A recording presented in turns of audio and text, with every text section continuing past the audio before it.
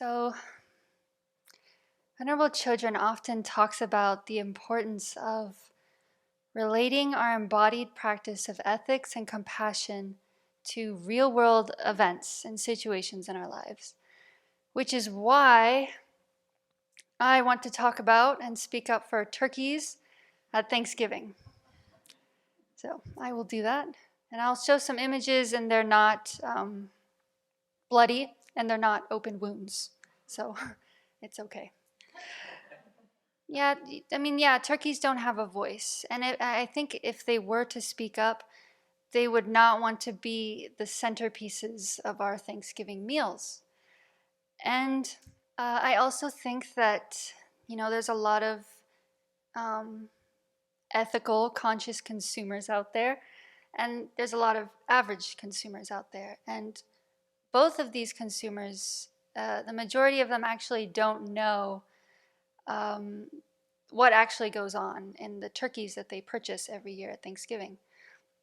So my aim with this BBC is to, stimulate compassion in viewers, but also to help viewers to make more informed choices that align with their ethics. As you can see, this is a healthy, happy turkey. This is a factory farm turkey. So I will just briefly share, kind of paint a picture about their lives on these factory farms. The life of a factory farm turkey is similar to that of a factory farm chicken. About 46 million turkeys get killed each year for Thanksgiving, and then about 22 million get killed for Christmas. And like chickens and ducks, turkeys they have no federal legal protections whatsoever.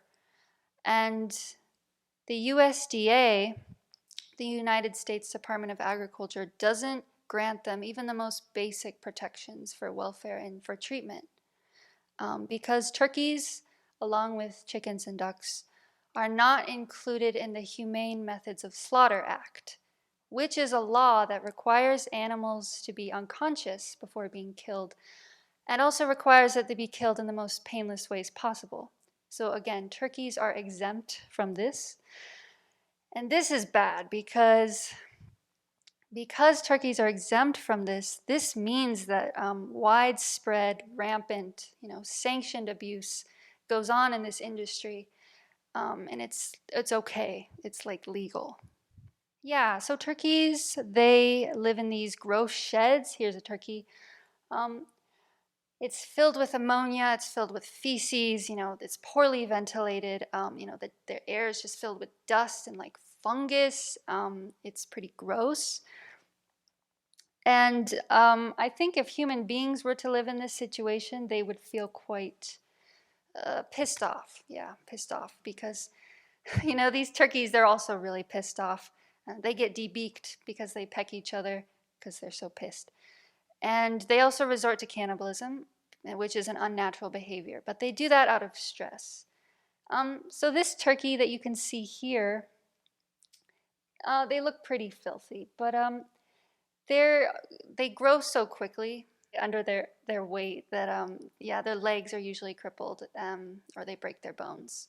And that's actually quite common in this industry.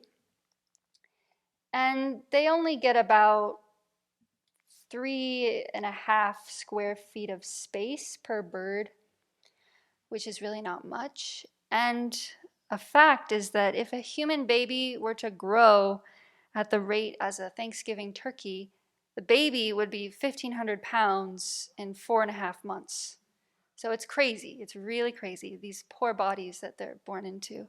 Turkeys, they often suffer from painful leg disorders. And they also suffer from another leg disorder called bumblefoot. It's kind of hard to see here, but it's kind of like a swollen limb.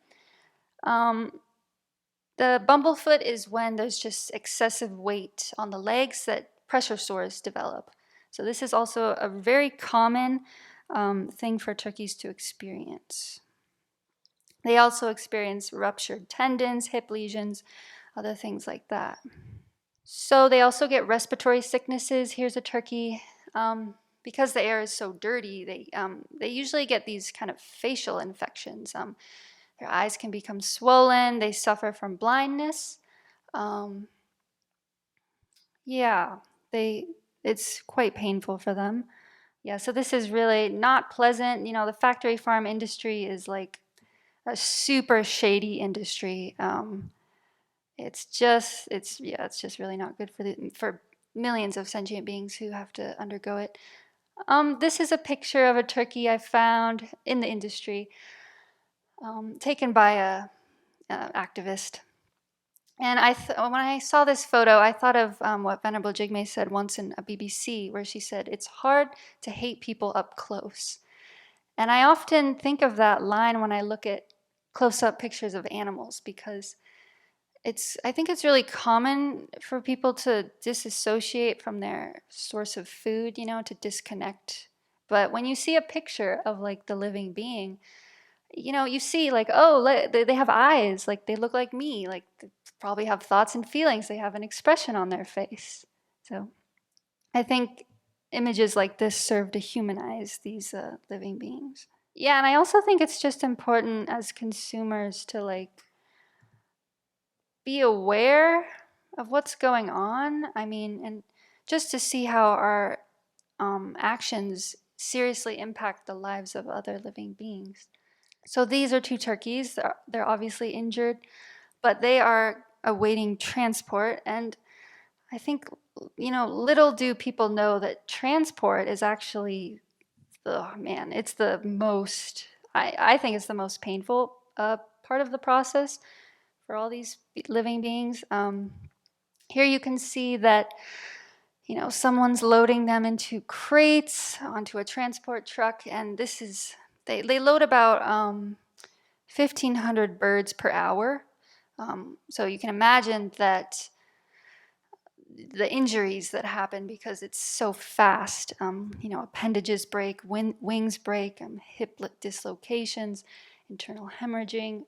Um, this is I don't know, this is like a hell realm to me. Like, I know it's not in the scriptures, but it's like everywhere, and it's obviously a living hell. So here they are in the crates. They get transported to slaughterhouses, and yeah, the time of transport can vary greatly. It could be longer than 6 hours, and it's usually it can be in extreme weather conditions, such as extreme cold or extreme heat. And often these birds have stress-induced heart attacks on the way there, because this form of living is just so exhausting and stressful. But the last part of the process, I really think consumers have no idea like what they're buying into. I'll just kind of briefly describe it. So the birds are live shackled, by their legs, and their legs are often crippled, so it's quite painful to hang from their legs. And then they go into this electrocution bath where they're designed to be stunned unconscious. But oftentimes the birds, they don't want to put their head in that weird water, so they'll lift their heads up. And then they go on to the next phase of the process, which is, this. And so that can happen while they're conscious. But sometimes the machine doesn't properly cut their throats, or not at all. So then they move on to the third phase of the process, which is they get thrown into a boiling water vat where they're defeathered. So the USDA records show that about 1 million turkeys accidentally die like this, being boiled alive, every year. So yeah, that's just really, it's just, I don't know, like, I didn't know this as a consumer. I thought I was an ethical consumer, but these industries are really designed to keep the public totally unaware of what's going on. Lots of these things are done surreptitiously, and people who try and expose what's going on in these industries can go to jail. And it's very guarded. It's very heavily guarded. Yeah. Yeah, why does this happen? There's many reasons. There's the Buddhist reasons, such as karma, but I'm going to tell, one reason is just the sheer demand, by human beings, just, the sheer, the amount of turkey, of cheap turkey, the rate of it, we want it now, whenever we want it, when we want it. And so industries try and meet this demand. The only way they can meet this demand is to develop this mechanized, incredibly fast, painful, messy, dirty, often inefficient system to do it. But really what it comes down to is we want what we want when we want it, at the expense of these living beings, at the great expense of these living beings. So, okay, on a lighter note, how can we help? There's lots of ways we can help, actually. So there's hope. I think I showed an image, this image, when I did my chicken BBC like a year ago. But yeah, it's like a Thanksgiving for the rescued turkeys. So there's all these people who are like, Happy Thanksgiving, so that's quite sweet. So one of the best things to help relieve this widespread form of suffering is to greatly, or even a little, reduce our consumption of turkey meat, and better yet, to eliminate our consumption of turkey meat, because the more individuals do that, the less of a demand there is in the industry. And that means the less sentient beings are reborn in that particular hell to get bred and raised and slaughtered. Reducing our consumption does save lives, and going vegetarian also does save lives. Okay, yeah, so this is Seth Tibbet. He is the founder of Tofurkey, which I used to buy as a layperson with my friends for a number of years for Thanksgiving. And it's good. Yeah, it's a good vegetarian option. So I highly recommend that. And there's many other vegetarian turkey options, fake meat options for Thanksgiving. Here's a picture I found quite sweet. This is a rescued turkey named Patry, and their legs are, I think, crippled, but they get taken care of at a sanctuary. And they alternate between this crib, so they can stretch their legs, and this swing. So they get to live out a happy turkey life, not on a factory farm. Yeah, and some other ways we can help are like at farmsanctuary.org, you can sponsor a rescued animal so that they live out a happy life, or you can even adopt a rescued animal. And you can become politically active by supporting state and federal legislation to protect animals and their rights, and oppose laws that protect factory farms but not animals. And there's lots of places where you can volunteer at animal sanctuaries, whatever, stuff like that. There's PETA. Some other specific kind of focused activist groups, specifically focused on factory farm animals, is the Animal Save movement, where you can offer comfort and water to animals right before they go into the slaughterhouse.